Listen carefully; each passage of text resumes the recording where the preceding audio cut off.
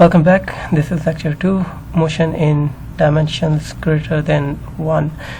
इस font size में मेरे ख्याल में ये ज़्यादा suitable है बजाय 2, 3 लिखने का। ओके, तो हम इट्स क्लियर कि हम लोग मोर देन 1 डायमेंशंस की बात करने वाले हैं इन चैप्टर्स के अंदर, जिसका मतलब ये कि हम लोग को सबसे पहले तो डिस्प्लेसमेंट और let's say displacement vector are को समझना पड़ेगा कि वो मल्टीपल डायमेंशंस में किस तरह डील किया जाता है। Okay, so first of just imagine a particle in 2-dimensional space. Simplest more greater than 1 जो स्पेस होगी वो 2-dimensional होगी।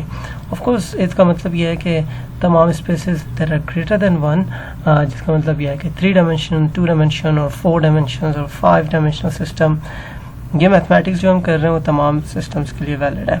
तो लेट्स इमेजिन के सिंपलेस्ट केस है greater than 1 that is 2-dimensional system और उसके अंदर कोई ऑब्जेक्ट मौजूद है at some distance from origin R1। Now ये बात वाज़ेह है कि R1 जो ओरिजिन हम लोग प्लॉट कर रहे हैं, ये किसी भी जगह पे हो सकता है, मगर कोई सूटेबल जगह ढूंढनी पड़ती है हम लोग को रिप्लेस करने के लिए। तो लेट्स इमेजिन कि किसी सूटेबल डिस्टेंस R1 पे जो है ओरिजिन मौजूद है और ऑब्जेक्ट इससे किसी डिस्टेंस R1 पर मौजूद है। सो इमेजिन कि ये ऑब्जेक्ट मूव कर रहा है ऑन सम कर्व पाथ जो इस ब्राउन लाइन से रिप्रेजेंट किया जा रहा है, और एट सम लेटर टाइम वो किसी पोजीशन 2 पे मौजूद है। इस पोजीशन को हम आइडेंटिफाई कर सकते हैं एक और वेक्टर से R2, और the difference between them would be the delta R। So according to vector addition rule, the R1 plus the delta R should be equal to R2. Now this is kind of a rule, मगर कुछ और और geometrical objects यहाँ पे मौजूद हैं। For example, there is a tangent line जो यहाँ पे ड्रॉ की गई है। Now remember tangent line के बारे में हमने लास्ट लेक्चर में क्या समझा था, राइट? तो टेंजेंट लाइन हर कर्व के लिए बहुत ज़्यादा इंपॉर्टेंट होती है because it represents the instantaneous objects for that curve. For point 2 यहाँ पे एक नया टेंजेंट बनना चाहिए जो कुछ इस डायरेक्शन में होना चाहिए, लेकिन अगर उसकी ज़रूरत होगी हम तो बनाएंगे। नाउ यू शुड रिमेंबर कि जो हमने लास्ट लेक्चर में इक्वेशंस ड्राइव की थी, इक्वेशंस ऑफ मोशन, वो तमाम की तमाम वैलिड थी सिर्फ for uniform acceleration, and for curve path acceleration uniform नहीं होती है, तो those equations would not be valid.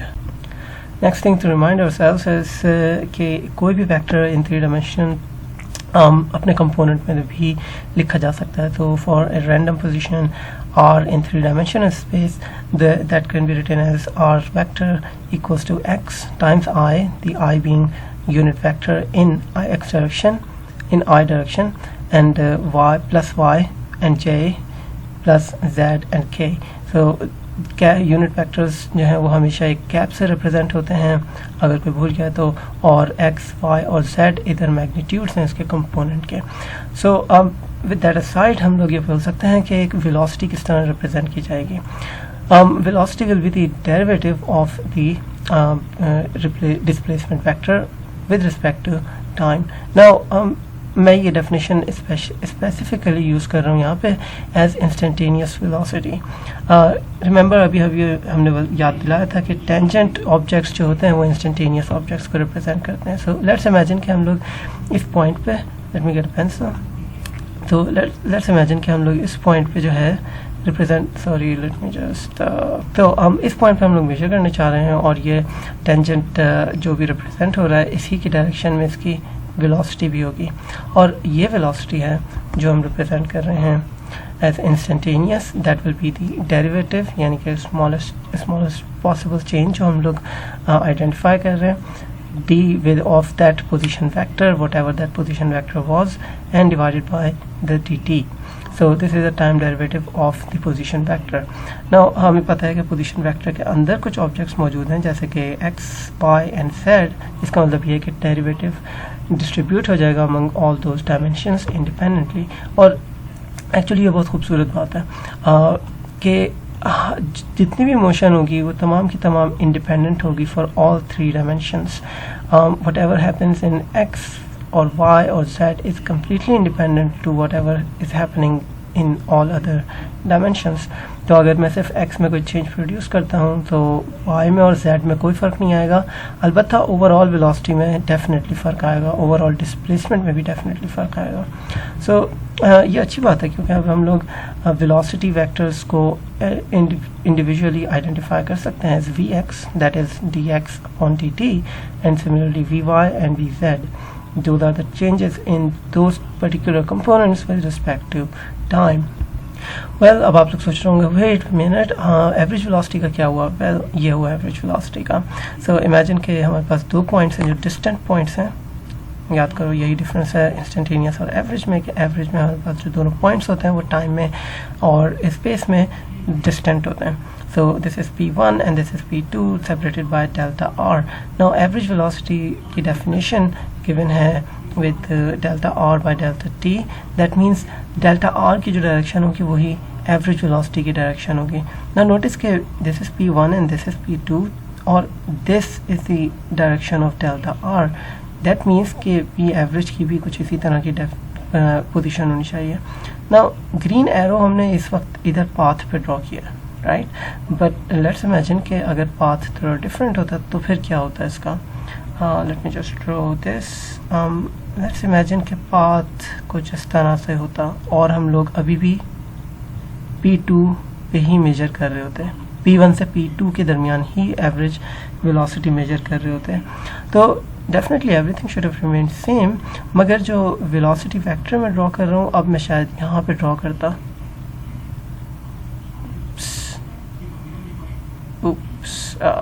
Something like that. मगर द पॉइंट इज के जो वेक्टर होगा वो हमेशा डेल्टा आर की डायरेक्शन में पॉइंट कर रहा होगा. ओके, तो ये मसला हल हो गया. तो अब हम चलते हैं एक प्रैक्टिस प्रॉब्लम के ऊपर. So a rabbit runs across a parking lot on which a set of coordinate axes has strangely enough been drawn. Well, कुछ ही ऐसे पार्किंग लॉट्स होते हैं जिस पे कोऑर्डिनेट एक्सिस बना होता है, मगर लेट्स इमेजिन कि ऐसा है. The coordinates in metres of the rabbit's position as function of time t seconds are given by. तो एक रैबिट जो भाग रहा है पार्किंग लॉट में, उसकी जो पोजीशन है उसकी इक्वेशंस आपको दी गई हैं and those are the function of time. So x equals minus 0.31 t square plus 7.2 times t plus 28. Similarly y position की भी इक्वेशन दी गई है जो कुछ लिखी हुई है.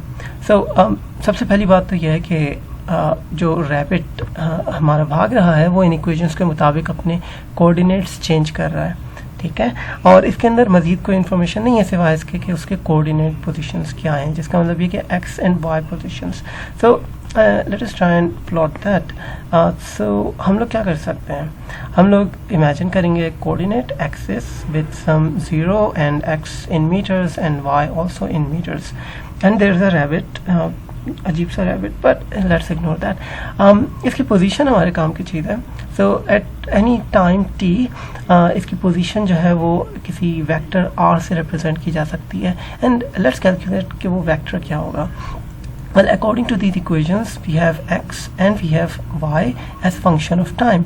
So, ऐसा कर सकते हैं हम लोग कि कोई भी टाइम की वैल्यू पुट करें इन इक्वेशंस के अंदर और कुछ x और y कोऑर्डिनेट्स हमारे पास आ जाएंगे. सो फॉर एग्जांपल कहाँ गया text. Okay, so x equals to after solving for some time, let's say it becomes minus 7.3, right? Or similarly for solving for the same time y की position बन जाती है, let's imagine के 3.78. Okay, तो meters and also in meters. So ये दो x और y की पोजीशंस आ जाती हैं हमारे पास for solving any time t. मगर ऑफ कोर्स आप जो है वो किसी पर्टिकुलर टाइम के लिए सॉल्व करेंगे. पार्ट ए में यही दिया हुआ है, sorry. At time t equals 15 seconds. तो put t equals to 15 and solve for whatever the x value is and whatever the y value is. You can pause the video and do that. whatever जो भी बनेगा, उसके बाद आप एक vector लिख सकते हैं, पोजीशन वेक्टर, जिसमें दो कंपोनेंट्स होंगे, एक होगा आई कंपोनेंट और दूसरा होगा जे कंपोनेंट। नाउ जे कंपोनेंट के साथ मैग्नीट्यूड आएगा और आई कंपोनेंट के साथ भी, अलबत्ता ये मैग्नीट्यूड x होगा और ये मैग्नीट्यूड y होगा, एंड दैट्स इट। हमारे पास एक पूरा का पूरा क्या आ गया, वेक्टर, पोजीशन वेक्टर आ जाएगा। And this position vector will define कि एट दिस सेकंड जो हमने वैल्यू पुट की है, जो रैबिट है वो इस वक्त कोऑर्डिनेट एक्सिस में कहाँ मौजूद है, एंड फॉर सम टाइम ये इस वक्त यहाँ पे मौजूद है। ओके, तो या तो ऐसे किया जा सकता है कि उन वेक्टर्स को प्लॉट कर लें, या फिर दूसरी चीज़ ये की जा सकती है कि उसका मैग्नीट्यूड और एंगल भी निकाल लिया जाए। Since you have a vector, एक वेक्टर अगर आपके पास आ गया है तो मेरा नहीं ख्याल ये मुश्किल है कि आप इसका एंगल और इसका मैग्नीट्यूड निकालें, बिकॉज वेक्टर्स तो हम लोग सॉल्व कर चुके हैं। तो आई होप कि आप कर लेंगे। अलबत्ता प्लॉटिंग के बारे में जहाँ तक ख्याल है, for this vector is drawn for a single particular value of time that was in 15 seconds, but एक सेकंड के लिए हम फिक्स नहीं हो सकते, हम लोग multiple seconds, multiple value of time के लिए भी यही प्रॉब्लम सॉल्व कर सकते हैं। सो इमेजिन कि हम लोग जो है डिफरेंट टाइम वैल्यूज़ के ऊपर प्लॉट करते हैं। फॉर t इक्वल्स 0 जब हम प्लॉट करते हैं, ये वैल्यू आती है, ये भी t0 हो गया, यहाँ पे t0 हो गया, this is 28i, so this becomes 28i for t equals 0, right? यहाँ पे टाइम 0 रखा है, यहाँ पे टाइम 0 रखा, and this becomes 30, so this is 30j। और इसका मतलब ये हुआ कि हम एक वेक्टर ड्रॉ कर सकते हैं, and that vector will B from origin to 28x and 30y, and this is the vector for time t equals 0। मुबारक हो, आपने एक नया वेक्टर ड्रॉ कर लिया। But the same thing can be done for 5 seconds, for 10 seconds, and for all the seconds, right? So कुछ इस तरह की डायग्राम बनेगी। For every second आपने एक पोजीशन वेक्टर प्लॉट किया है, और अगर उस पोजीशन वेक्टर के हेड को अगर हम ट्रेस करते जाएं तो that traces a path for the whole journey that rabbit took। पता नहीं कोई इसके पीछे पड़ा होगा। Anyways, तो ये अपने घर जा रहा होगा। Moving on, we can do another thing, and that is trace its velocity. Now, this velocity vector, just pause the video for a second and just answer the question कि ये velocity vector क्या represent कर रहा है? Is this velocity vector just an instantaneous velocity vector, or is it a average velocity vector? So pause the video and just think about that. Okay, so this is an instantaneous velocity vector. मगर हम लोग इसको कैसे मालूम करें? Well, this is very simple, because हम लोग पहले ही डिफाइन कर चुके हैं instantaneous velocities कैसे मेजर करनी है, and since we have r, for every second we can measure r, right? क्योंकि हर सेकंड के लिए ये इक्वेशन वैलिड है, एंड फॉर एनी सेकंड हम एक पोजीशन वेक्टर मालूम कर सकते हैं, और उस पोजीशन वेक्टर को हम लोग डेरिवेट भी कर सकते हैं to find the instantaneous velocity, जिसका मतलब ये है कि इंस्टेंटेनियस वेलोसिटी भी मालूम की जा सकती है। Well, how will it look like? कुछ इस तरह की नज़र आएगी कि v should be equal to d of vx divided by dt, sorry, vx should be equal to the x with respect to time, and similarly for the vy equals dy by dt. Okay, what is this y and what is this x? X and y, these are the whole equations, और ये equations आपके पास पहले से मौजूद हैं कहाँ गया? Okay, here. So x and y. So take a first derivative, और जो भी expression बनेगी वो होगी for vx and vy. मगर you need to find instantaneous vector for some particular time. So imagine again कि ये कौन सा टाइम था, ये था 15 सेकेंड, राइट। तो 15 सेकेंड के लिए आपको ड्रॉ करना है। तो वी एक्स और वी वाई डायरेक्ट आपको वेक्टर नहीं देंगे, बल्कि वो आपको वेक्टर तब देंगे जब आप टाइम की वैल्यू पुट करेंगे। So enter that value in the V X and V Y, और कुछ रिजल्ट आएगा, and that vector will be further represented by that v vector should be written as vx in I plus vy in j. Similarly vx और vy को भी इसी coordinate system के ऊपर plot किया जाएगा जिसके ऊपर हमने पोजीशन को प्लॉट किया था, और मेरे ख्याल में उससे आप एंगल भी बता सकते हैं कि एंगल क्या होगा उसका, और in this case it comes out to be -130 degrees. Okay, so with that we'll move to a next question, and this is again a exercise problem from a book. So a robotic vehicle और rover is exploring the surface of the Mars. आप लोग सबको पता होगा कि हम लोग surface of Mars को काफ़ी अर्से से उसको स्कैन कर रहे हैं फॉर सम एलियन लाइफ लेकिन खैर the stationary Mars lander is the origin of coordinates. Okay, तो स्टेशनरी मार्स लैंडर जो है यानी कि स्पेस की वो रोवर किसी रॉकेट में आया, राइट, और वो किसी जगह पे बैठा हुआ है, and that marks the origin. So ये वो पॉइंट है जहाँ पे लैंडिंग शिप खड़ा हुआ है अभी भी, और जो रोवर है वो इस वक्त इतनी दूर है मौजूद, ठीक है। So the rover which we represent as a point has X Y coordinates that vary with time, और एक्स वाई कोऑर्डिनेट्स किस तरह वेरी होते हैं, it is given in X and Y equation. हम अगेन ये फिर से इक्वेशंस दी गई हैं हमें जिसकी वजह से कोऑर्डिनेट्स चेंज होंगे, लेकिन इमेजिन के पिछली बार जितनी खूबसूरत कोऑर्डिनेट इक्वेशंस दी गई थी for T square T and zero like a quadratic terms, अब की बार ऐसा नहीं है। और अब की बार नोटिस के एक्स में एक बगैर टाइम के कंपोनेंट है, एक टी स्क्वायर के साथ है कंपोनेंट, और y के अंदर एक t के साथ है कंपोनेंट और एक t क्यूब के साथ है, which does not make sense. This is a derivative of acceleration, well, which is called I think it's called jerk, but whatever. लेकिन इस तरह की फिजिकल क्वांटिटी हम लोग डायरेक्टली डील नहीं करते, मगर फिर भी these equations are valid equations for the change of coordinates. So इस प्रॉब्लम को किस तरह सॉल्व किया जाए? अब इतनी कोई मुश्किल बात नहीं है क्योंकि it's the same sense, it's the same kind of problem.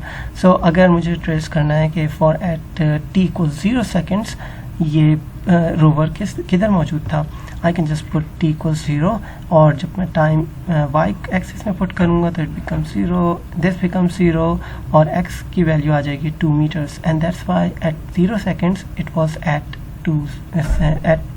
Eight 2 metres. जिसका मतलब ये हो गया कि इस वेक्टर का नाम मिल सकता है r0, that is a position vector, initial position vector. Okay, t equals 1 second के लिए कहाँ पे होगा, just put 1 1 1 and solve for that and you get A position vector for r1।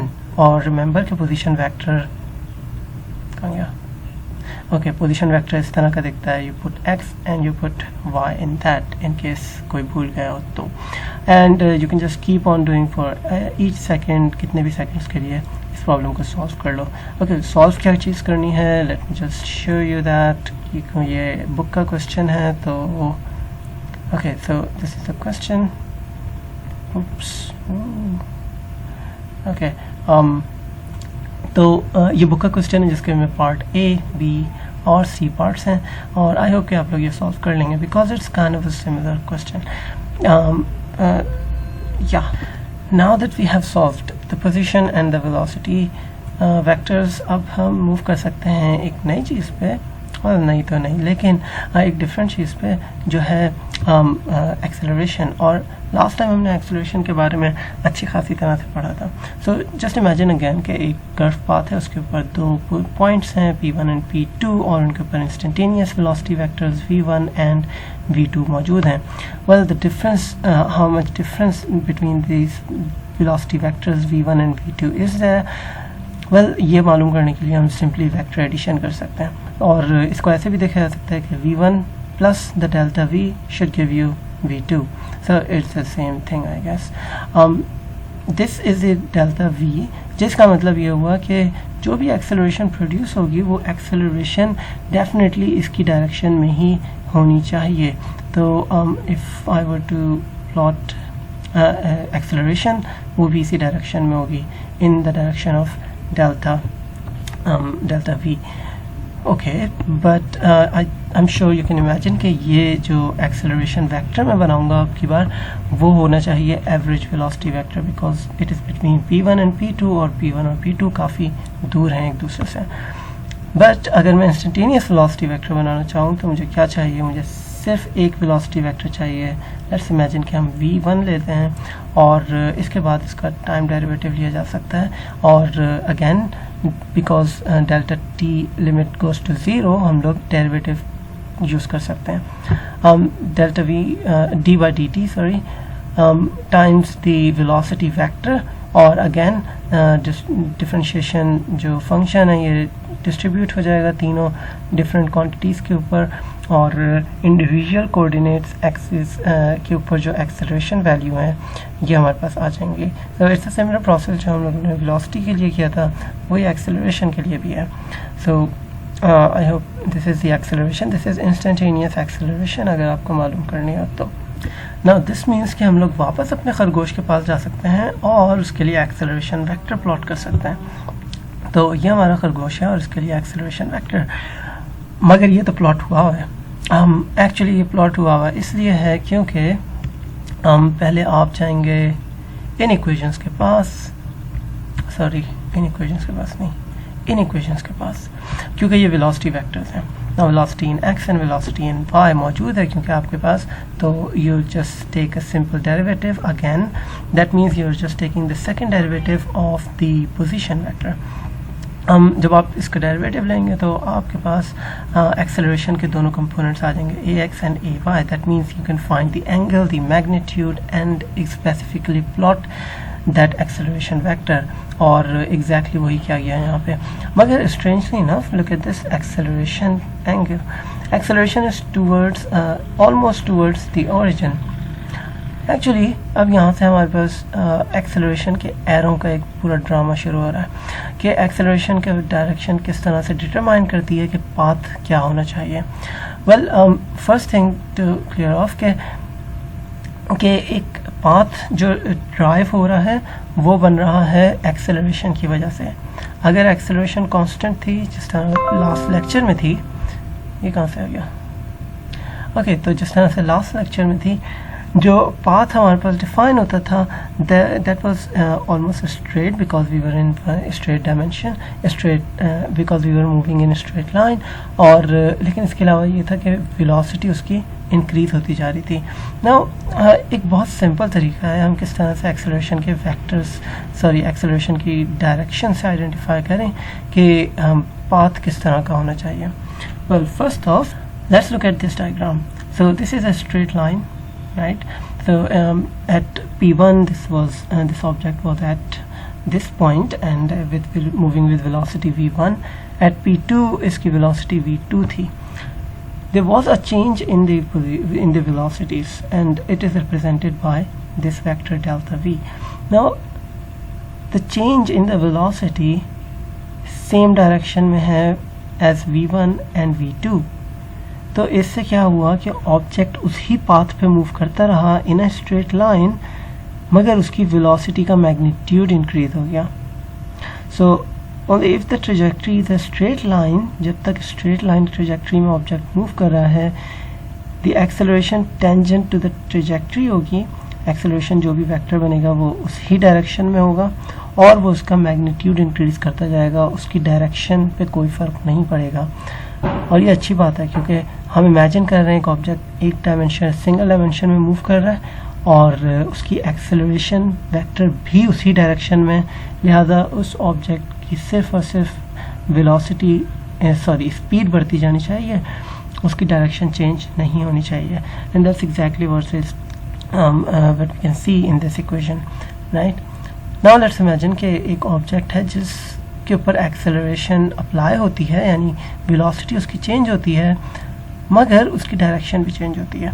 so let me get a pencil. So this is P1, this is V1, right? This is P2 and this is V2. मगर एक मैं velocity जो change in velocity produce कर रहा हूँ, let's say कि जब वो P1 पे था तो उसकी वेलोसिटी V1 ये थी. अब जब मैंने चेंज प्रोड्यूस किया है तो मैंने चेंज प्रोड्यूस किया है in this direction which is not in the same direction as velocity. अगर उसकी सेम डायरेक्शन में मैं करता तो मैं शायद इसको इस डायरेक्शन में प्लॉट करता, मगर ऐसा नहीं है. मैंने जो वेलोसिटी में चेंज प्रोड्यूस किया है that is in some other direction. मैं इस डायरेक्शन में भी कर सकता था इसे. That would count as a different change in velocity vector as well. So इस चेंज की वजह से जो फाइनल वेलोसिटी वेक्टर बनेगा कुछ इस तरह का बनेगा और वो वेलोसिटी वेक्टर बनेगा इधर. एंड दैट्स वाई इसकी जो वेलोसिटी वेक्टर है वो चेंज हो गया. नाउ यू कैन इमेजिन कि अगर ये कंटिन्यूसली होगा ये फिनोमिना तो आपके पास जो पाथ ट्रेस होता जाएगा वो पाथ होगा एक कर्व या फिर एक non straight line. So that becomes a curve line just because the change जो आ रहा था उस वेलोसिटी में वो उससे टेंजेंट नहीं था. And that's it. तो जितने भी पाथ कर्व मौजूद होते हैं those are the result of acceleration जो उसकी अपनी डायरेक्शन में नहीं होती. नाउ एक्सेलरेशन का मामला बहुत आसान हो गया.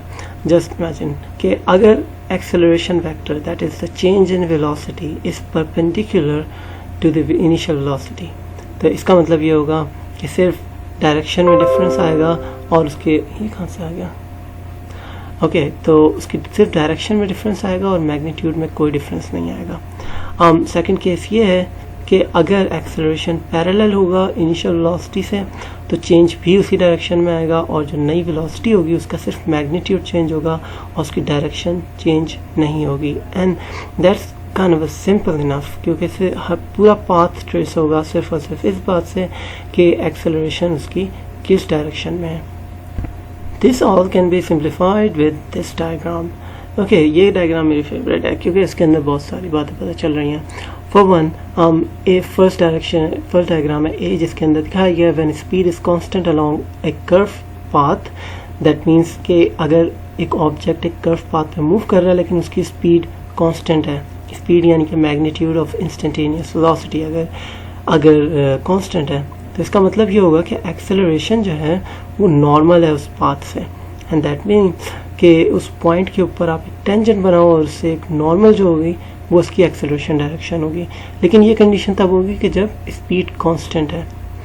Okay, for the next part when speed is increasing along A curve path, speed increase कब होगी? एंड दैट विल इंक्रीज के अगर acceleration points ahead of the normal. Now इसको इमेजिन करो, मैं ज़रा ड्रॉ करके दिखाता हूँ. द सेम एक्सेलरेशन वेक्टर जब मैं डिफरेंस इसकी इसी डायरेक्शन में पुट करूँगा, मैं ड्रॉ करने से बेहतर है मैं वेक्टर बना लूँ. ओके, तो वेक्टर कुछ इस डायरेक्शन में होगा, राइट. तो जो रिजल्टेंट वेक्टर बनेगा वो बनेगा कुछ इस डायरेक्शन में and that will change its direction. इसकी डायरेक्शन भी चेंज हो जाएगी लेकिन इसका मैग्नीट्यूड भी चेंज हो जाएगा. And that what it means के इसकी स्पीड इंक्रीज हो जाएगी. तो अगर वेक्टर कुछ किसी इनिशियल क्या हो गया, इसको डिलीट हो. ओके, तो अगर एक्सेलरेशन वेक्टर किसी भी पाथ से या नॉर्मल से आगे की तरफ उसकी डायरेक्शन है तो इसका मतलब ये होगा कि उसकी वेलोसिटी या स्पीड इंक्रीज होती जाएगी, राइट, और वेलोसिटी चेंज होती जाएगी क्योंकि उसकी डायरेक्शन चेंज हो रही है.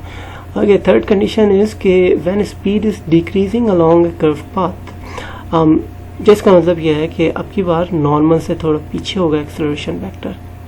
Well these are very beautiful diagrams, मगर अगर इसको थोड़ा सा मज़ीद एक्सप्रेस करें तो आप सिंपली इस तरह से इसको कंसिडर करो कि this is again the curve path, this is the tangent, right, और इसी के ऊपर वेलोसिटी भी है इसी टेंजेंट के अलोंग, और ये रहा नॉर्मल लाइन, राइट. तो एक एक्सेलरेशन वेक्टर जो किसी रैंडम डायरेक्शन में पॉइंट कर रहा होगा, जो कुछ ये है, ये वाला वेक्टर है, राइट. तो इसके दो कंपोनेंट्स हम बना सकते हैं, right. First component is a tangential, sorry A perpendicular, जिसका मतलब यह है कि इस नॉर्मल के ऊपर जो लाई कर रहा होगा कंपोनेंट वो, और सेकंड एक और मैं कंपोनेंट बना सकता हूँ जो इस वेलोसिटी के अलोंग लाई कर रहा होगा। Will call this the A parallel, जिसको अक्सर जगहों पे ए टेंजेंशियल भी कहते हैं क्योंकि ये टेंजेंट के ऊपर ही लाई कर रहा है। और दूसरा ये है ए परपेंडिकुलर, क्योंकि ये नॉर्मल है with the tangent on that point.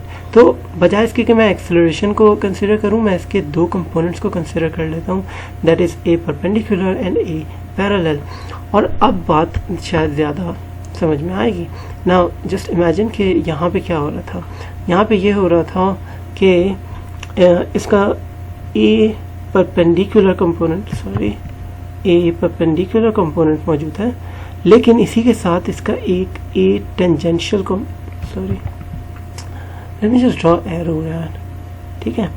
तो इसी के साथ इसका एक ए टेंजेंशियल कंपोनेंट भी मौजूद है। Late me just zoom in. तो हमारे पास दो कंपोनेंट इसके मौजूद हैं, एक है ए tangential, again arrow arrow arrow arrow क्यों नहीं आ रहा, आई डोंट नो, पता नहीं क्यों नहीं आ रहा है, आ गया एरो। ओके तो ए टेंजेंट क्योंकि इसके साथ बनाना है, तो okay so this is a perpendicular and this is a parallel.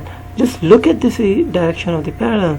Parallel acceleration की direction opposite है with respect to the instantaneous velocity and that's why इसकी स्पीड के अंदर कमी आती जा रही है, क्योंकि नेक्स्ट जो वेक्टर बनेगा उसका मैग्नीट्यूड कम हो जाएगा।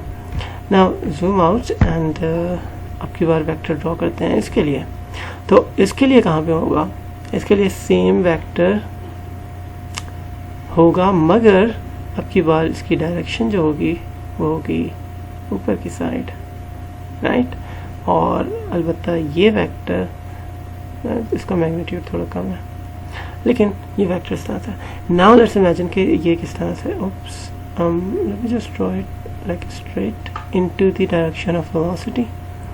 ओके अब गौर से देखो, जो ए पैरेलल के सॉरी एक्सेलरेशन टेंजेंशियल एक्सेलरेशन की डायरेक्शन है, it is in the direction of the velocity, और हमने इससे पहले पढ़ लिया है कि अगर एक्सेलरेशन भी उसी डायरेक्शन में होगा तो उसका मैग्नीट्यूड इंक्रीज कर जाएगा और नेक्स्ट वेलोसिटी उससे ज़्यादा ही होगी। And that's why this is the case कि जब स्पीड इंक्रीज हो रही होगी तो इट्स फेयरली ऑसम कि आप एक्सेलरेशन को डिस्ट्रीब्यूट कर सकते हैं दो कंपोनेंट्स में और डिसाइड कर सकते हैं कि उस पाथ पे मूविंग ऑब्जेक्ट की वेलोसिटी या स्पीड बढ़ेगी या कम होगी, एंड दैट डिसाइड्स कि उसका पाथ जो है वो कर्व होगा या कितना कर्व होगा।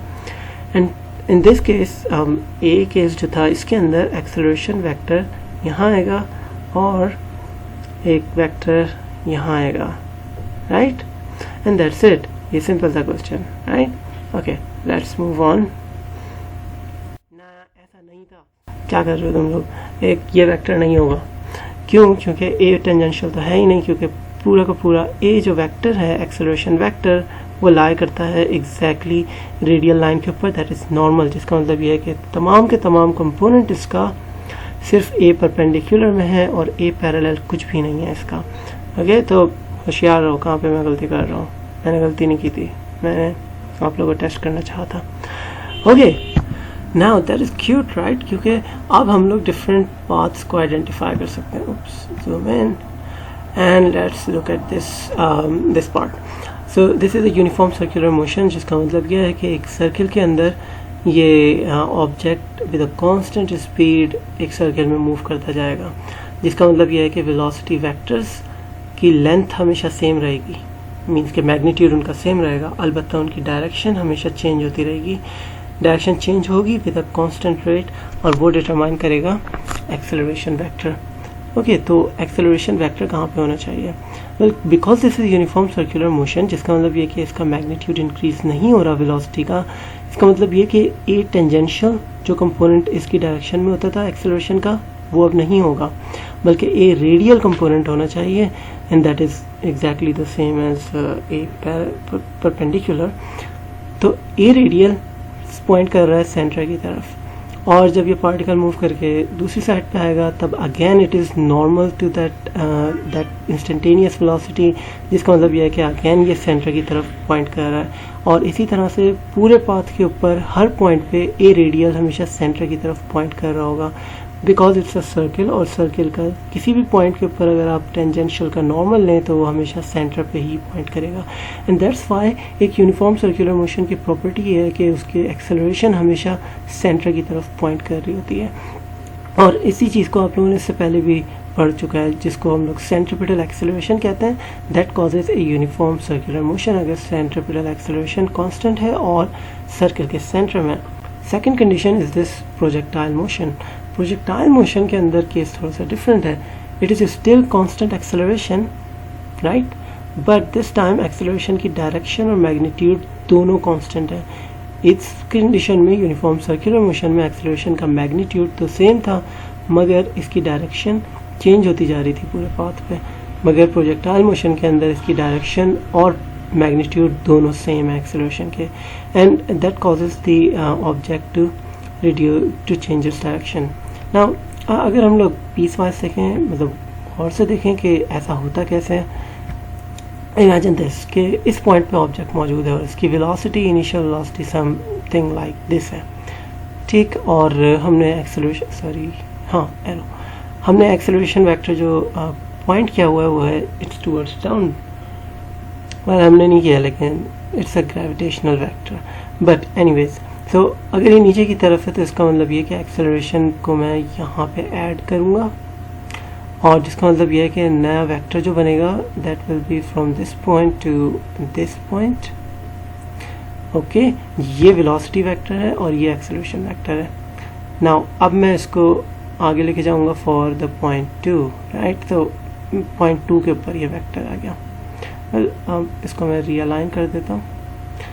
ओके, अब एट दिस पॉइंट अगेन इसके ऊपर एक्सेलरेशन इसके ऊपर अप्लाई होती है एंड इट बिकम्स दिस। मैंने शायद एक्सेलरेशन वेक्टर ज़्यादा बड़ा बना दिया, इसको मैं छोटा कर रहा हूँ।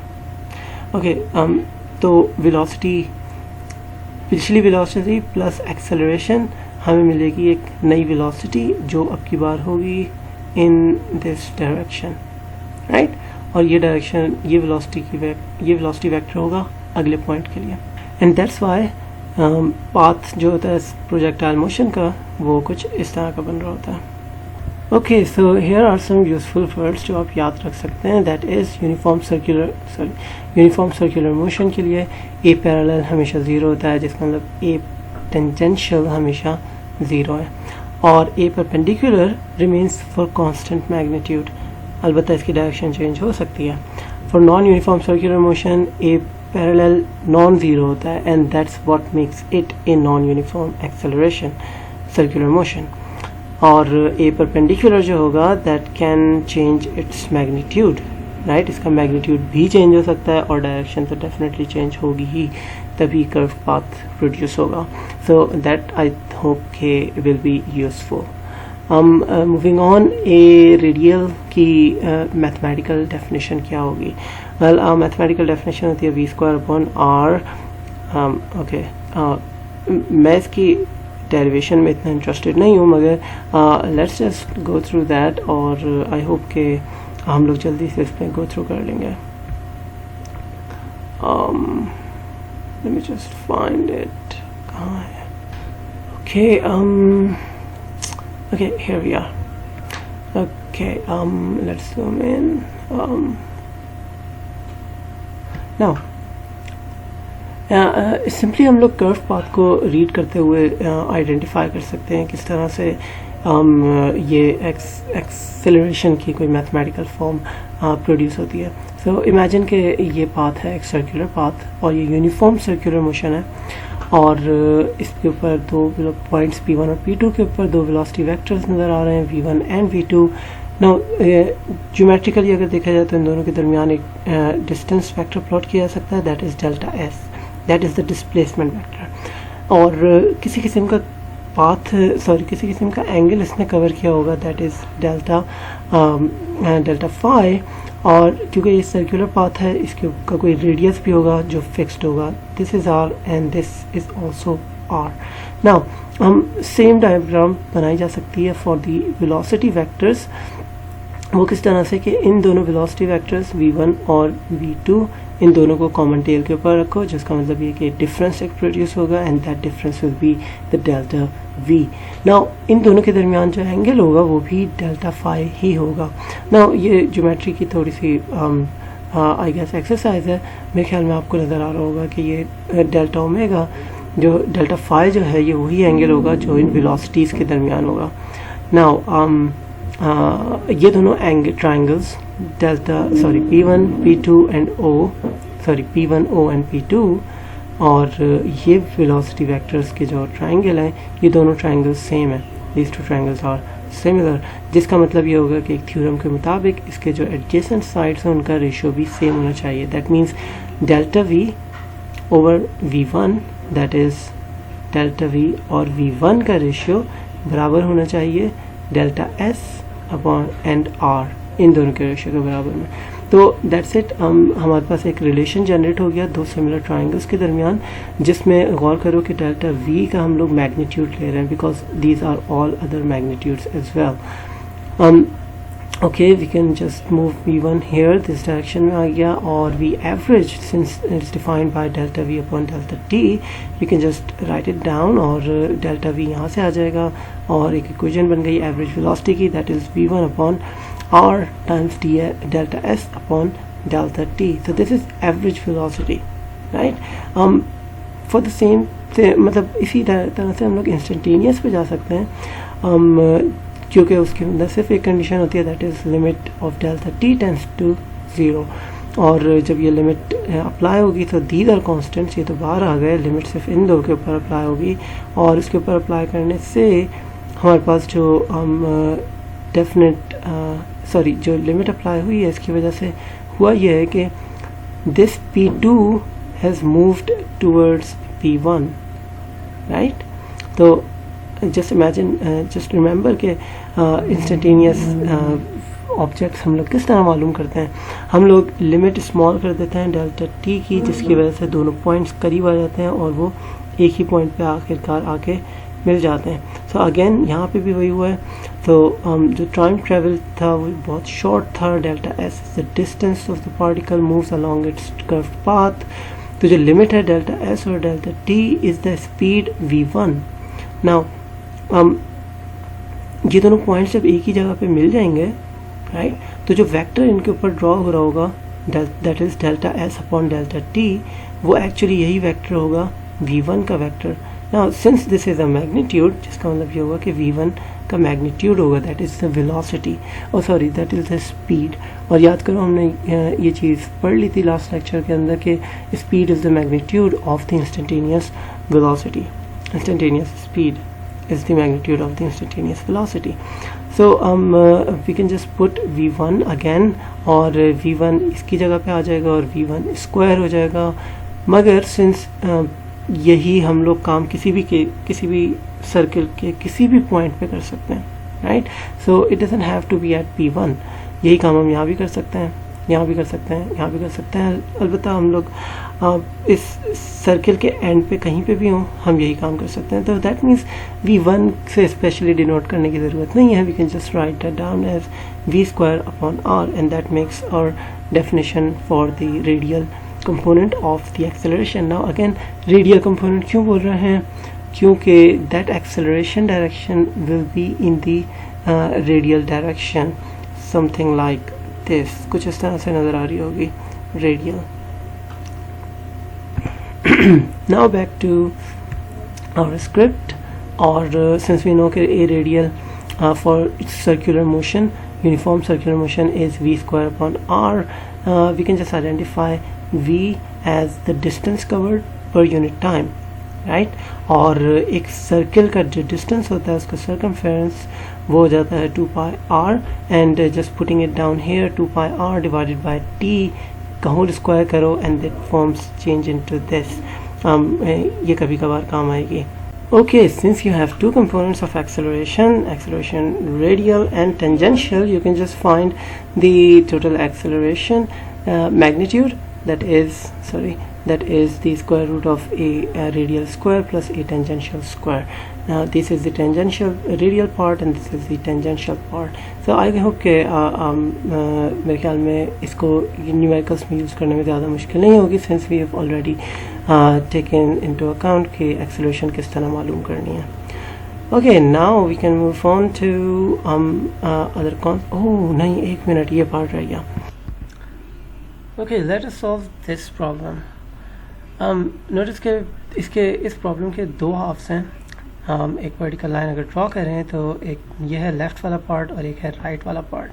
सो लेफ़्ट वाले पार्ट में क्योंकि मैक्सिमम पॉइंट के ऊपर स्पीड सबसे कम है और नीचे सबसे ज़्यादा है, तो लेफ़्ट वाले पार्ट का मतलब ये है कि इस सर्कुलर पाथ में नीचे जाते हुए इसकी वेलोसिटी, जो भी बॉडी है उसकी वेलोसिटी इंक्रीज़ हो रही है, और similarly in the left portion इसकी जो स्पीड है वो कम होती जा रही है. तो हम इसके एक्सेलरेशन वेक्टर्स को किस तरह से ड्रॉ करें, हम थोड़ी देर के लिए सोचना चाहिए बात को कि इन दो पॉइंट्स के ऊपर, क्योंकि ये दोनों डिसाइडिंग पॉइंट्स हैं यहाँ पे, हम डायरेक्शंस और मैग्नीट्यूड्स क्योंकि मैक्सिमम या मिनिमम पर हैं, तो हम ऐसा करते हैं कि इस पाथ में बीच वाले कुछ पॉइंट्स को कंसिडर करते हैं जहाँ पे जो एक्सेलरेशन कंपोनेंट्स होंगे वो चेंज हो रहे होंगे.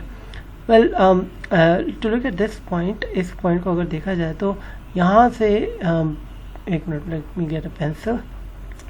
क्योंकि ये पॉइंट इस तरफ मूव होता चला आ रहा है, ठीक है, तो इसका मतलब ये कि जितने भी आगे पॉइंट्स आएंगे इन सब में जो स्पीड है वो बढ़ती चली जाएगी, जिसका मतलब ये है कि टेंजेंशियल कंपोनेंट नॉन ज़ीरो होगा और टेंजेंशियल कंपोनेंट्स ही वेलोसिटी बढ़ाते हैं.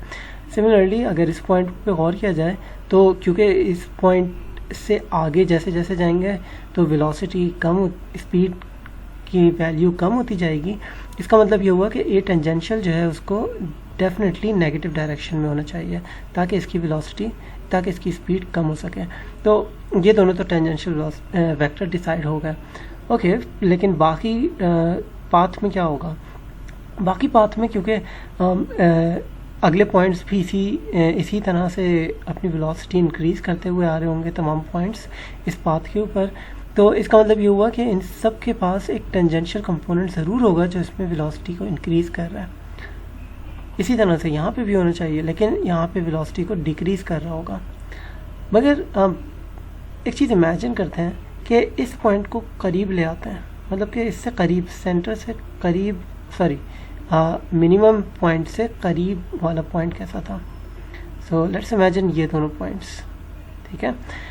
ऑफ कोर्स यहाँ पे भी कुछ टेंजेंशियल कंपोनेंट होगा और इसका भी कुछ टेंजेंशियल कंपोनेंट होगा. ओके, अब अगर मज़ीद मैं इन पॉइंट्स को करीब ले आऊँ, यानी कि यहाँ पे ले आऊँ, ठीक है, तो इसमें भी कोई टेंजेंशियल कंपोनेंट्स होंगे इन दोनों के. मगर याद रखो, जब ये दोनों पॉइंट्स एक ही जगह पे आके मिलेंगे, यानी कि इस सेंटर पॉइंट के ऊपर आके मिलेंगे, तब इनकी टोटल टेंजेंशियल वेलोसिटी क्या होगी? ऑफ कोर्स अगर मैं यहाँ से पिक्चर को पीछे की तरफ लेकर आऊँ टाइम में और यहाँ से पिक्चर को मैं आगे की तरफ लेकर आऊँ टाइम में, तो जो सेंटर पॉइंट, जो ये वाला पॉइंट होगा जहाँ पे दोनों पॉइंट्स मीट कर रहे होंगे, उस पॉइंट पे tangential velocity, tangential acceleration zero हो जाएगी, बिकॉज हर वो एक्सेलरेशन वेक्टर जो इस डायरेक्शन में पॉइंट कर रहा है वो कैंसिल हो जाएगा हर उस वेक्टर से जो इस डायरेक्शन में पॉइंट कर रहा है. ये एक थियोरेटिकल तरीका है सोचने का उन पॉइंट्स के बारे में जो पॉइंट्स हमारे सामने मौजूद नहीं हैं. सिमिलरली अगर हम टॉप पॉइंट पे देखें तो इसी तरह का पॉइंट एक करीब अगर प्लॉट करें तो इसमें टेंजेंशियल एक्सेलरेशन इस साइड पे है, और अगर इस पॉइंट को देखा जाए तो इसमें टेंजेंशियल एक्सेलरेशन इस साइड पर है. नाउ अगर इन दोनों पॉइंट्स को क्लोज करते रहें हम लोग, हत्ता कि हम लोग इस पॉइंट पे आ जाएं, तो हम फिर से यही मिलेगा कि ए टेंजेंशियल जो है, टेंजेंशियल एक्सेलरेशन, उसका वेक्टर दोबारा ज़ीरो हो जाएगा. सो इट मेक्स सेंस, क्योंकि यहाँ पे ये वो पॉइंट्स है जहाँ पे ट्रांजिशन हो रही है from one phenomena of slowing down to other phenomena that is speeding up. तो यहाँ पे क्योंकि डायरेक्शन चेंज हो रही है, तो ये वो पॉइंट है जहाँ पे एक्सेलरेशन, टेंजेंशियल एक्सेलरेशन का वेक्टर ज़ीरो होके फ्लिप होता है।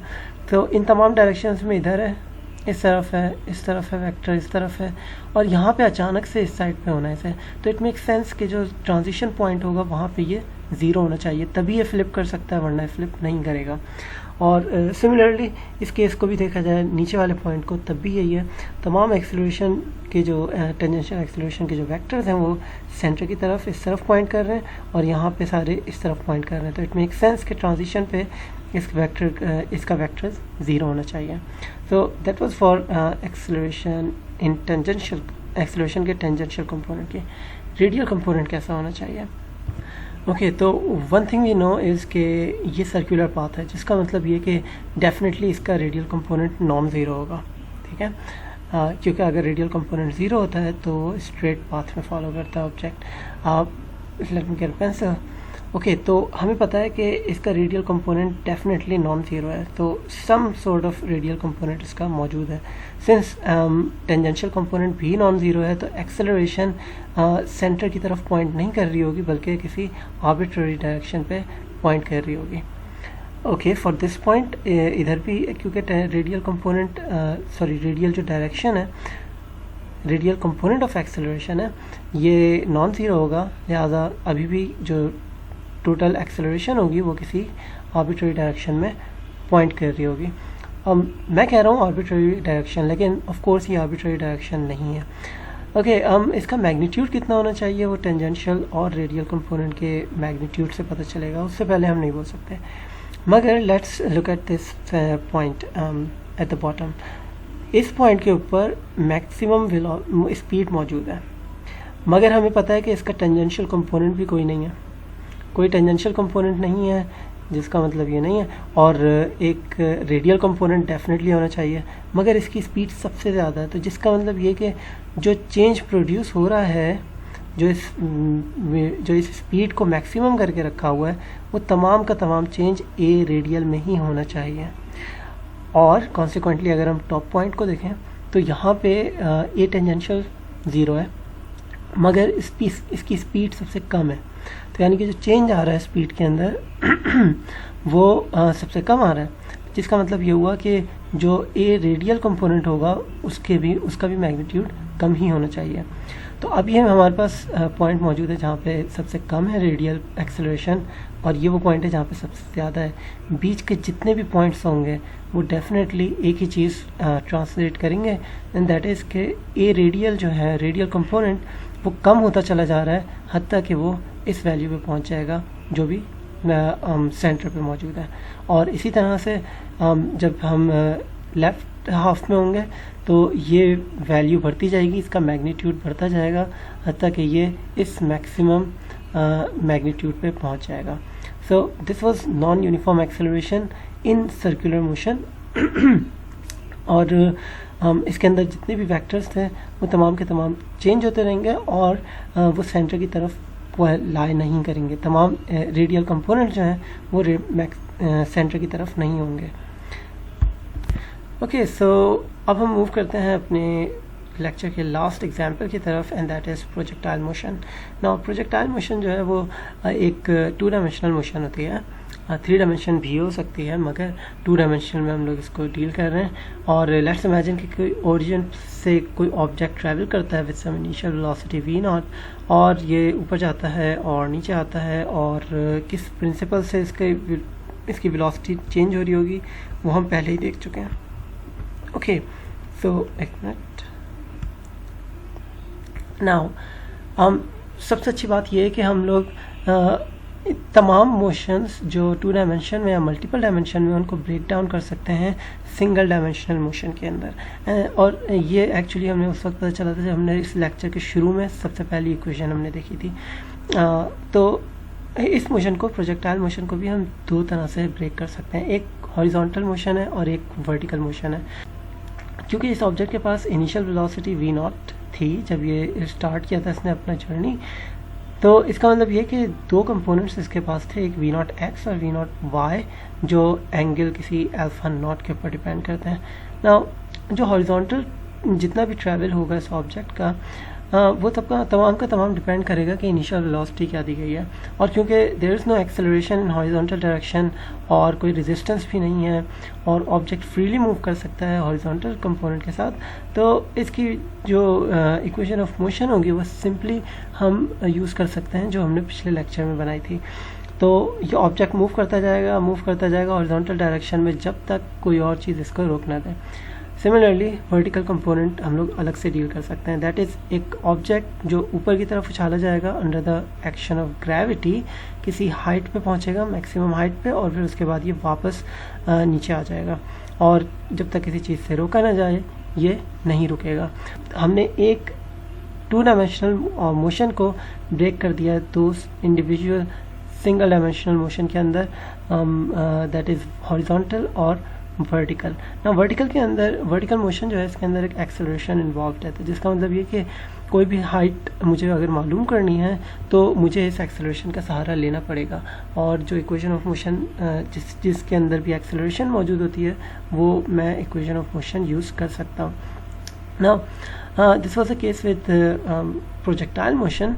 अब ये कि हम प्रोजेक्टाइल मोशन को किस तरह से स्टडी करें और इसकी डेरिवेशन जो न्यूमेरिकल डेरिवेशन है उसके पीछे मैं नहीं पढ़ूंगा। मैं सिर्फ ये चाहूँगा कि जो इसके फार्मूलाज हैं उनको पे एक दफ़ा नज़र हम डाल लें और बाकी जो है आप लोग खुद सॉल्व कर सकते हैं। इसकी डेरिवेशन के ऊपर टाइम लगाना भी नहीं क्योंकि वो इतनी ज़रूरी नहीं है और वो इतनी बड़ी है भी नहीं। Actually let us just look at this. Initial velocity v naught and there's a horizontal component v naught x, there's a vertical component v naught y. v naught x जो होगा कंपोनेंट वो definitely v naught cosine alpha not होगा, और vy जो component होगा वो होगा v naught sine alpha naught. Now ये माइनस जी टी कहाँ से आया? Well of course this is the initial velocity, right, sorry this is the final velocity, और ये इनिशियल वेलोसिटी है वी नॉट साइन अल्फा जो हमने यूज़ की है। ये initial velocity of v y है जो एक्चुअली दिस कंपोनेंट है, ये फाइनल वेलोसिटी है, और this is minus g T, जैसे फॉर्मूले में आता है ए टी, ये वही है, बस एक ही जगह एक्सेलरेशन की जगह हमने माइनस जी पुट किया है। सो ये एक इक्वेशन बन गई just by looking at the formula. So इसमें कोई बड़ी बात नहीं है। ओके, दूसरी पॉइंट, एक्स को कैसे डिफाइन करेंगे? X of course is the position, horizontal position, और ये डिफाइन होनी चाहिए वेलोसिटी टाइम्स टाइम से, और इसमें भी कोई बड़ी बात नहीं है, तो ये भी आप लोग आसानी से देख सकते हैं इसमें। ओके, तो वाई नॉट किस तरह से डिफाइन होगा? याद है एक फार्मूला हमने लिखा था पोजीशन के लिए जो half G T square something में आता था, ये वही फार्मूला है। बस ये है कि इसकी इनिशियल पोजीशन जो एक्स्ट्रा टर्म होती है यहाँ पे वो ज़ीरो है। This is the initial velocity का x component times t. I guess this is supposed to be the y component of the velocity. Yes, this is the sine component, so that was a mistake, but आप लोग इसको सही कर सकते हैं। This is the sine component, this has a cosine component. Okay, now जो सबसे बड़ा मसला आएगा आप लोगों को इस इक्वेशन को सॉल्व करने में वो हैगा टाइम का। टाइम कैसे डिफाइन करें? वेल, जस्ट इमेजिन कि एक हाइट, अगर किसी हाइट पे ये मैक्सिमम जाता है, तो हमने लास्ट टाइम जो एक लेक्चर में प्रॉब्लम किया था उसके अंदर भी मैक्सिमम हाइट पे जब ऑब्जेक्ट आता है तो वहाँ पे vertical component of velocity zero हो जाता है। This is the condition. अगर इस कंडीशन को लेके चलोगे तो आप लोग इस प्रॉब्लम को सॉल्व कर लोगे। वेल, कैसे किया जाए? इनिशियल वेलोसिटी आप ज़ीरो रख फाइनल वेलोसिटी ज़ीरो रख सकते हो। इनिशियल वेलोसिटी ये है and this is just G T. तो इसका मतलब ये हुआ कि आपने जो है एक जो फाइनल कंपोनेंट जो आता है वेलोसिटी का वो इस इक्वेशन में से आप माइनस कर दिया है and that gives you the T1 for V naught y upon g. T1 से मुराद ये है कि जो मैक्सिमम हाइट तक पहुंचने का टाइम है वो। तो अभी प्रोजेक्टाइल मोशन कंप्लीट नहीं हुई है, अभी सिर्फ ऊपर गए हैं, वापस नीचे भी आना है, and that should give you the T2। अगर आप इसी को 2 से मल्टीप्लाई कर दो तो दैट्स योर T2। और since this is V naught y, तो हम लोग इसकी जगह V नॉट साइन अल्फा लिख सकते हैं। That represents the vertical component and that makes sense, right. Similarly इसके अंदर सिर्फ 2 मल्टीप्लाई हो जाएगा and that's it. This should give you the total time of flight और this should give you the time to reach the maximum height. वो height कितनी होगी? Well height simply क्या होता है, डिस्टेंस होता है जो कवर किया जा रहा है. तो सिंपली दिस फॉर्मूला है, ठीक है. ऑफ कोर्स इसके अंदर साइन थीटा मौजूद है, यहाँ पे करेक्टेड फॉर्म लिखी हुई है इसकी साइन अल्फा नॉट. ओके, तो ये तो आ गया, लेकिन हमारे पास टाइम नहीं है. रिमेंबर कि टाइम t1 आपको बताता था कि हाइट मैक्सिमम हाइट पे पहुंचने के लिए कितना टाइम चाहिए, and that is the same stuff जो आप यहाँ पे पुट करेंगे. टाइम की जगह, इस टाइम की जगह आपने ये टाइम पुट किया माइनस जी टी स्क्वायर में अगेन आप वही टाइम पुट करेंगे, और जब आप इसको सॉल्व करेंगे तो आपके पास ये क्वेश्चन आ जाएगी. तो किसी भी चीज़ को मेमोराइज करने की ज़रूरत नहीं है, ठीक है. तो ये नहीं समझना कि जो है मेमोराइज करने से कोई आसानी हो जाएगी. इट्स जस्ट सिंपल इक्वेशंस जो हम सिर्फ कंडीशन में डिफरेंट फॉर्म इख्तियार कर लेती हैं. ओके, हम x equals to v naught cosine alpha T.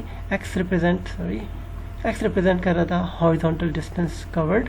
तो हमें मालूम करना है कि हॉरिजॉन्टल डिस्टेंस कितना कवर किया है किसी भी गिवन टाइम के अंदर. तो हमारे पास t मौजूद है. मगर अगर मैं पूछूं कि रेंज क्या है, तो रेंज वो पॉइंट होगा जहाँ पे जाके दोबारा स्ट्राइक करेगा ज़मीन को. तो वो क्या होना चाहिए? ये वो टाइम होगा जहाँ पे प्रोजेक्टाइल मोशन कंप्लीट हो जाएगी.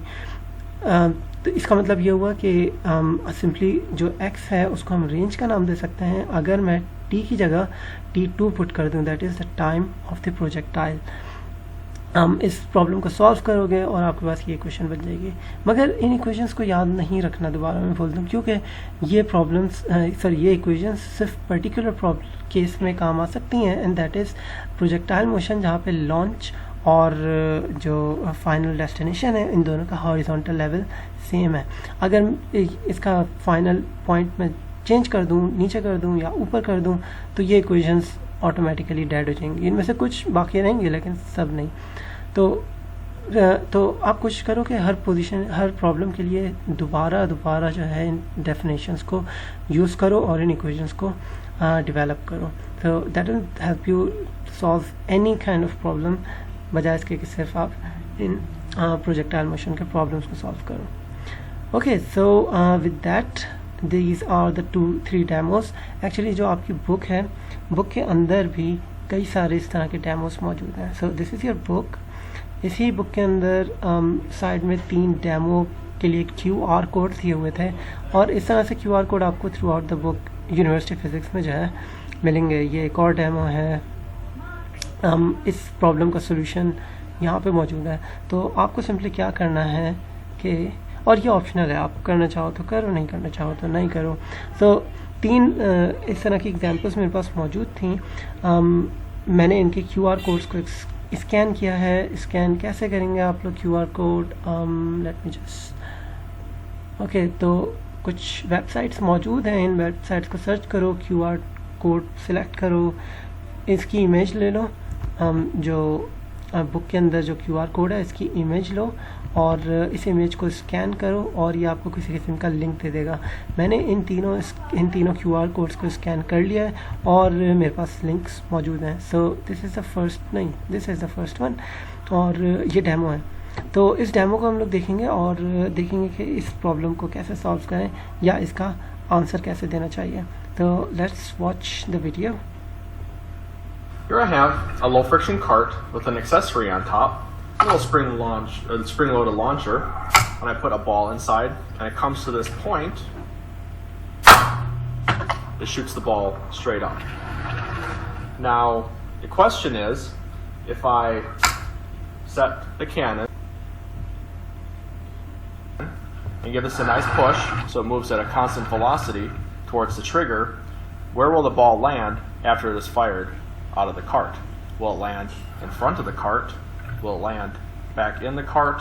Or will it land behind the cart? Okay, so this is the question. Okay, तो इन डेमोस के अंदर अच्छी बात यह है कि किसी किस्म का क्वेश्चन मौजूद होता है और क्वेश्चन का आपको आंसर देना होता है.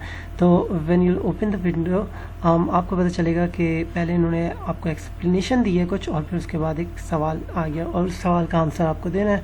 और जब आप इसको सबमिट करेंगे, कोई सा भी आंसर चूज़ कर सकते हैं और फिर उसके बाद सबमिट करेंगे। ऑफ कोर्स ये ग्रेडेड नहीं है, इनके कोई पॉइंट्स नहीं है, मगर it's fun to answer these questions. तो हम देखते हैं इस क्वेश्चन इस प्रॉब्लम में क्या इस डेमो में क्या क्वेश्चन है। क्वेश्चन ये है कि हमारे पास एक ट्रिगर है जो यहाँ पे रखा हुआ है, वर्टिकल ट्रिगर, और एक कार्ट है जिसके अंदर एक प्रोजेक्टाइल मौजूद है। तो जैसे ये इसके सामने से गुजरता है, ये प्रोजेक्टाइल शूट करता है और ये ऊपर जाता है और फिर वापस आ जाता है। ओके, तो ये तो केस तब था कि जब ये इस स्टेशनरी हालत में हो, मगर क्वेश्चन ये है कि अगर इसको मूव किया जाए तो क्वेश्चन ये है कि अगर इस कार्ड को मूव किया जाए और जैसे ही ये इस गेट के सामने से गुजरेगा तो ये एक प्रोजेक्टाइल शूट करेगा। क्वेश्चन ये है कि जो बॉल शूट होगी वो आगे जाके इस कार्ट से पहले गिरेगी, यानी कि in front of the cart, यानी कि कार्ट आगे निकल जाए, कार्ट पीछे होगा और बॉल इससे आगे निकल जाएगी। सेकंड ऑप्शन है इन कार्ट, जिसका मतलब ये है कि कार्ट आगे जा रही होगी लेकिन बॉल सीधा सीधा उसके अंदर जाके गिरेगी। या फिर 3 बिहाइंड द कार्ट, यानी कि कार्ट आगे चली जाएगी और बॉल बाद में पीछे गिरती रहेगी। So that's a question. तो मैं इसका आंसर लगा रहा हूँ इन द कार्ट। उसकी वजह क्या है? उसकी वजह यह है कि आप इमेजिन करो, क्योंकि जो ऑब्जेक्ट मूव कर रहा है कार्ट, ये मूव कर रहा है with a constant velocity, almost constant velocity, क्योंकि फिजिकल सिस्टम्स में किसी हद तक लैग होता है। ओके, तो ये कांस्टेंट वेलोसिटी से मूव कर रहा है और जब हमने प्रोजेक्टाइल लॉन्च किया है, जब ये लॉन्च होगा तो इसकी जो इनिशियल वेलोसिटी होगी वो वही होगी जो इस कार्ट की होनी चाहिए। तो जो प्रोजेक्टाइल जब ये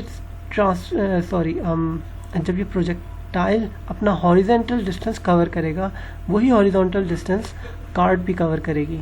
एंड दैट्स व्हाट आई मेंट कि जब मैंने कहा था कि एक मोशन को हम लोग 2 डिफरेंट मोशंस में कन्वर्ट कर सकते हैं। सो ये बॉल होगी जो उस कार्ट में से निकलेगी और ये ऊपर से होके नीचे आएगी, और ये वो कार्ट होगा जो कार्ट सीधा सीधा इस तरफ आएगा ना। जब ये दोनों ऑब्जेक्ट्स किसी एक पॉइंट पे मीट करेंगे तो पता चलेगा कि इन दोनों ने जो हॉरिजॉन्टल डिस्टेंस कवर किया है वो बराबर है, और एज अ रिज़ल्ट जो बॉल है वो कार्ट में ही जाके गिरेगी। तो मैं आंसर लगाता हूँ इन द कार्ट और सबमिट करता हूँ, और let's see what happens. It fell in the cart. So as you can see, right? the ball landed. So that was exciting, क्योंकि जो हमने प्रिडिक्शन की थी इस प्रॉब्लम एग्जाम्पल के एनालिसिस पे, वो उसी के मुताबिक जो है फिज़िकल एक्सपेरिमेंट भी परफॉर्म हुआ है। तो let's go to another demonstration जिसके अंदर कुछ चीज़ें थोड़ी सी मुख्तलिफ हैं। तो again it's the same system, मगर दिस टाइम जो कार्ट है उसको हम लोग किसी वेलोसिटी, किसी पर्टिकुलर एक्सेलरेशन के साथ मूव करवाएंगे। तो let me just play this. क्यों नहीं प्ले हो रहा पता नहीं, late me just refresh this page. Okay, let's play. Here I have a low friction cart that has an accessory Okay, on so top. again, It'll fire it's the same problem. this ball vertically into the air when it reaches this trigger. Like so. Now in this experiment, I'm going to connect this piece of string to the cart, and the string will be attached to this mass, which will be hanging over this pulley at the end of the track. Now, the question is, when I release the cart and the ball is launched at the trigger, where will the ball land? Will it land in front of the cart? Will it land in the cart? Or will it land behind the cart? Now it's the same problem, but you can see कि अब की बार जो cart है वो accelerate हो रहा है due to that hanging weight, right. तो जिसका मतलब ये कि जब बॉल इजेक्ट होगी इस लॉन्चर में से, तब उसके पास तो इनिशियल वेलोसिटी कांस्टेंट होगी, मगर ये कार्ट जो है वो एक्सेलरेट करेगा टूवर्ड्स द राइट। तो जिसका मतलब ये है कि at the end of the projectile motion, cart क्योंकि एक्सेलरेट कर रहा है, it should have covered more distance than the object, right. So it makes sense कि जो ऑब्जेक्ट होगा वो पीछे गिरेगा कार्ट से और कार्ट आगे निकल चुका होगा। सो लेट्स सबमिट और see what goes on. And it fell behind the cart. जैसे कि हमने प्रिडिक्ट किया था. So again and there is a third demonstration जिसमें मामला थोड़ा सा डिफरेंट होगा. So here I have a low friction cart that has an accessory mounted on it, which falls back in the cup here. Now, with this experiment, I'm going to raise this end of the track and let the cart roll down the ramp, firing the ball when it reaches the trigger. Question is, where will the ball land after it is shot out of the cart? Will it land in front of the cart, back in the cart, or behind the cart? Now it's the same problem, लेकिन आप देख सकते हैं problem की nature थोड़ी सी different. The question is कि अब की बार जब शूट होगा ऑब्जेक्ट तो क्या वो कार्ट के अंदर गिरेगा, क्या वो कार्ट से बाहर गिरेगा, आगे गिरेगा, या कार्ट से पीछे गिरेगा. इट्स द सेम क्वेश्चन, मगर लेट्स सी आप लोग इसका आंसर क्या देते हैं. सो गो अहेड, इन डेमोन्स्ट्रेशंस को प्ले करो, और इसके अलावा जो दूसरी डेमोन्स्ट्रेशंस हैं बुक के अंदर उनको भी प्ले करो, और आई होप के those will turn out useful. Okay, for the last problem we have a monkey in it. तो पहले खरगोश था, अब monkey है. वाओ. ये प्रॉब्लम हम लोग सॉल्व करेंगे. एक्चुअली सॉल्व नहीं करेंगे, सॉल्व करना आपका होमवर्क है, मगर मैं इसका आपको कंक्लूजन जो है वो देता चलूँगा. प्रॉब्लम कुछ इस तरह से है कि एक बंदर एक दरख्त पर मौजूद है, और ये ज़ू है जिसका बंदर है. यहाँ पे एक ज़ू कीपर मौजूद है जो इस बंदर को जो है डार्ट मारने वाली है ताकि ये बेहोश हो जाए, और फिर उसके बाद जो भी इससे काम है वो कर सकें. ओके, तो ये बंदर दरख्त पे मौजूद है. ऑफ कोर्स इसको बुला के आवाज़ दे के तो नहीं बुलाया जा सकता, इसको यकीनन इंजेक्शन मारना पड़ेगा. तो इसकी गन में वही मौजूद है, ये इसकी तरफ एम ले रही है और इसको शूट करने ना. तो प्रॉब्लम है इसके, आप ये बताओ कि उसको कब शूट करना चाहिए या किस एंगल पे शूट करना चाहिए. इन दैट के जब बंदर दरख्त से नीचे आ रहा होगा ज़मीन पे, तब उसके दरमियान डार्ट भी उसको लग जाए, और जब वो नीचे आए ज़मीन पे तो वो भाग ना सके बल्कि वो बेहोश हो रहा हो और फिर वो वहीं पे गिर जाए. तो that's a kind of a problem. बड़ा स्पेशल किस्म का प्रॉब्लम है, मगर इसके अंदर एक छुपी हुई कंडीशन है, एंड दैट कंडीशन इज़ कि जिस मोमेंट पे बंदर दरख्त छोड़ेगा और नीचे गिरना शुरू होगा, उस ही मोमेंट पे आप जो है ट्रिगर यहाँ पे रिलीज़ करेंगे और ऑब्जेक्ट जो है गन के बैरल से, डार्ट जो है वो गन के बैरल से निकलेगा. So that's a very special condition जो हम लोग को अक्सर मुहैया नहीं होती है, मगर हम taking that consideration into account हम लोग इस प्रॉब्लम को डील करेंगे. तो इस प्रॉब्लम को अगर देखा जाए तो ये जो एरो है, डैश लाइन है, this is a trajectory of dart without gravity. Just imagine करो कि अगर ग्रेविटी नहीं होती तो ये डार्ट सीधा सीधा जाता और बंदर को लग जाता, और अगर ग्रेविटी नहीं होती तो बंदर भी यहीं पे रुका रहता, वो नीचे तो आ ही नहीं पाता, राइट. तो इन दैट केस ग्रेविटी अगर नहीं होती तो हम लोग बहुत आराम से बंदर पकड़ लेते हैं, मगर इस केस में ग्रेविटी है हमारे पास, और ग्रेविटी की वजह से बंदर भी नीचे आएगा और हमारा डार्ट जो है वो भी स्ट्रेट लाइन में ऊपर नहीं जाएगा बल्कि एक कर्व पाथ को फॉलो करता जाएगा due to the acceleration. Okay, now the problem is कि जब हम लोग इसको शूट करेंगे तो क्या होगा.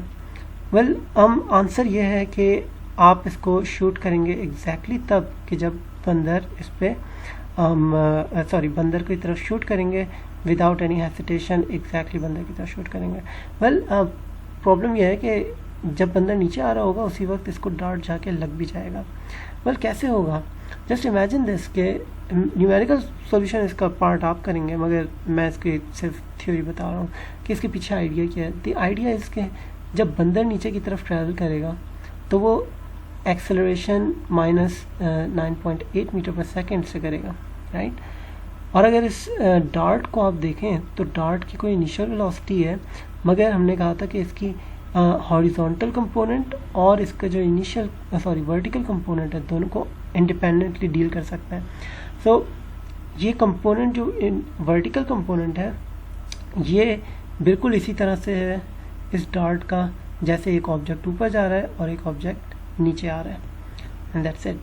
और जबकि ये जो बंदर है इसका वर्टिकल कंपोनेंट सिर्फ ये है कि ऑब्जेक्ट ऊपर से छोड़ा गया है किसी हाइट से और वो नीचे की तरफ आ रहा है. नाउ ये दोनों सेम पॉइंट पे आके इसलिए मिलेंगे क्योंकि इन दोनों की जो एक्सेलरेशन है इज टूवर्ड्स डाउनवर्ड, और दोनों की एक्सेलरेशन सेम है। तो इन दैट केस जो ऑब्जेक्ट होगा, जो डार्ट होगा, वो एग्जैक्टली आके बंदर को स्ट्राइक करेगा। नाउ इसके न्यूमेरिकल प्रॉब्लम जब आप सॉल्व करेंगे तब आपको न्यूमेरिकली पता चलेगा कि हाउ इज दिस पॉसिबल। लेकिन मैं ऐसा कर सकता हूँ कि मैं एक जो सिमुलेशन है, सिमुलेशन के थ्रू मैं बता सकता हूँ कि आया कि इज इट पॉसिबल और not. So let me just reset. This is the same problem, बस अब की बार जू में नहीं है, हम लोग किसी आइलैंड पर हैं और एक तरफ से बंदर उसी तरह लटका हुआ है, तो बंदर की आज शामत है। ओके, तो हम लोग यहाँ पे मौजूद हैं ओरिजिन पे और किसी certain angle, this is now 44.3, हम लोग एंगल चेंज कर सकते हैं अपनी शूटिंग एंगल, राइट। और इनिशियल पोजीशन भी चेंज कर सकते हैं, एक्स में भी चेंज कर सकते हैं, वाई में भी चेंज कर सकते हैं, इनिशियल वेलोसिटी भी चेंज कर सकते हैं हम लोग, ठीक है। तो एंड दैट्स अनदर पैरामीटर। मगर द प्रॉब्लम वाज कि कब हम लोग को कोई ऐसा एंगल मालूम करना है या हम लोग को ये बताना है कि एट व्हाट एंगल के इस बंदर को हम शूट कर पाएंगे। सो लेट्स इमेजिन मैंने 17.8 पे रखा है और मैं इसे शूट करता हूँ, तो वही कंडीशन दोबारा आएगी। कंडीशन ये है कि उप्स मिस्ड। तो कंडीशन ये है कि जिस टाइम मैंने शूट किया उसी टाइम पे बंदर ने भी ड्रॉप होना शुरू कर दिया। तो ये तो एंगल मिस हो गया। Late me just increase the angle a little and fire now, and this time बंदर ज़्यादा नीचे चला जाएगा और बॉल पीछे रह जाएगी। नाउ ये बहुत ज़रूरी है इमेजिन करना कि दोनों सेम एक्सेलरेशन से नीचे आ रहे हैं, ठीक है, दोनों की एक्सेलरेशन नीचे सेम है। सिर्फ इस वजह से ये प्रॉब्लम मज़ेदार बन रहा है, वरना इस प्रॉब्लम के अंदर सिर्फ बंदर है जो मज़ेदार है। ओके, तो लेट मी जस्ट ट्राई कि अगर मैं एग्जैक्टली इसी के ऊपर रख के, बंदर के ऊपर रख के शूट करता हूँ, तो this makes 21.8 at this height and this distance. तो let me just fire this और इट गोज और लग गया। हाँ, तो that's it, it's a success. तो मैंने बंदर मार लिया।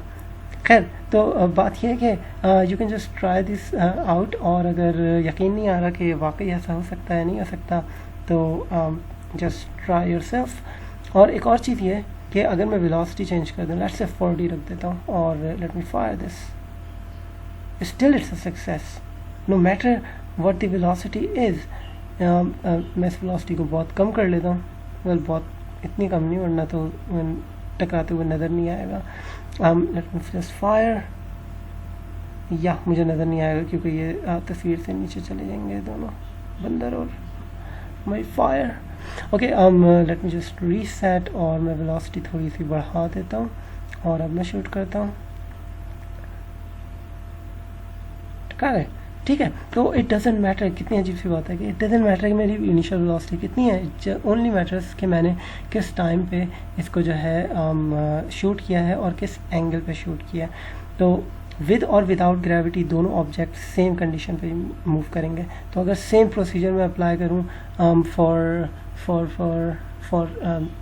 मून, सही है, चांद के ऊपर जाके अगर मैं सेम एक्सपेरिमेंट अप्लाई करूँ तो भी जो है ये कामयाब हो जाएगा। अलबत्ता ये कि बंदर को मार्स पे शायद या मून पे शायद मुश्किल होगी, लेकिन बात यह है कि ये प्रॉब्लम सिंपली थियोरेटिकली भी सॉल्व किया जा सकता है।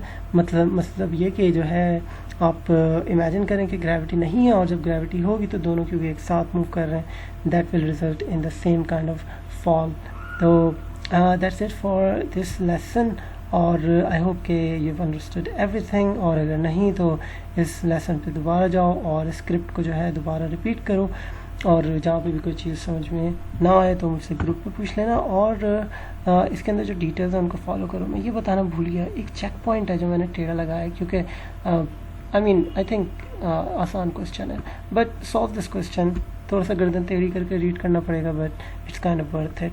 तो गो अहेड डू दैट, और मैं इनके प्रॉब्लम्स, प्रैक्टिस प्रॉब्लम्स जो है बाद में दूंगा, और अगर आपको जल्दी है तो जो है आप ख़ुद कुछ प्रैक्टिस प्रॉब्लम्स निकाल सकते हैं बुक से और उनको सॉल्व कर सकते हैं। तो आई गेस दैट्स इट। कुछ रेफरेंसेस हैं, ये वो लिंक्स हैं ये वो लिंक्स हैं इन्हीं सिमुलेशंस के, तो इन सिमुलेशंस पे जाओ और इनको प्ले करो। ओके हाँ, मैं एक और चीज़ बताना भूल गया, really really sorry. Here it is, कुछ और सिमुलेशंस भी थी। एक ये सिमुलेशन है जो that is about the range, so that is about the projectile motion. Okay, तो एक ये हमारे पास एक क्या है, सिमुलेशन है। तो लेट मी जस्ट फायर। इसके अंदर हमारे पास 4 डिफरेंट बॉल्स हैं, 4 डिफरेंट सेम मास की बॉल्स हैं, और इट डजेंट रियली मैटर कि मास क्या हो, बट इनकी कंडीशंस डिफरेंट है। एक 60 डिग्री पर है, एक 45, एक 30 और एक 20 डिग्रीज पर है। और आपको एक जो सबसे कॉमन क्वेश्चन जो मिलता है बुक्स के अंदर वो ये होता है कि रेंज सबसे ज़्यादा किस एंगल पे होगी, और जब आप फाइंड करते हैं तो आपको पता चलता है that will be on 45, but that is only condition जब आपकी इनिशियल वेलोसिटी जो होती है सबकी सेम होती है, इनिशियल स्पीड।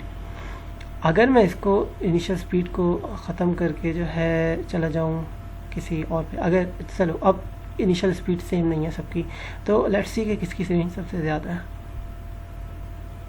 ओह, अब की बार 20 डिग्री वाली की सबसे ज़्यादा रेंज है। नाउ हाउ कम, ऐसा कैसे हो सकता है? Well that's because the condition जो हमने रखी है वो है सेम हाइट की। अगर सेम हाइट पे ये तमाम एंगल वाले ऑब्जेक्ट्स मूव करें, ठीक है, तक अचीव करने की कोशिश करें, तो जो सबसे ज़्यादा रेंज होगी वो होगी 20 डिग्री की। तो जो क्वेश्चन होता है सबसे ज़्यादा रेंज किस एंगल पे मिलती है हमें, दैट्स बिकॉज कि हम लोग इनिशियल वेलोसिटी या इनिशियल स्पीड जो है वो सेम रखने की कोशिश कर रहे होते हैं। So that's a kind of thing जो हमें सिर्फ सिमुलेशंस और एक्सपेरिमेंट्स में नज़र आएगी, नंबर्स में नज़र नहीं आ पाती। सो गो अहेड और एक ऐसा करो काम कि अगर सेम रेंज हम लोग अचीव करना चाह रहे हैं तो कैलकुलेट करके दिखाओ कि किस एंगल पे सबसे ज़्यादा रेंज होगी, और सॉरी हाइट होगी, and that makes sense from the simulation कि अगर सेम रेंज को अचीव करना है तो सबसे ज़्यादा हाइट जो होगी वो 60 डिग्री वाले प्रोजेक्टाइल की होगी। That's good, but try to solve it with the numerically in the problems, so try to do that। और या एक और सिमुलेशन है इसके अलावा, that is for the projectile motion. इसके अंदर मज़ीद डिफरेंट पैरामीटर्स मौजूद हैं, तो इन केस अगर आपको कोई प्रॉब्लम सॉल्व करने में मुश्किल हो रही है तो इन सिमुलेशंस की मदद ले सकते हो, और इन सिमुलेशंस की मदद से उस प्रॉब्लम को सॉल्व करो जिस तरह हमने लास्ट लेक्चर में किया था।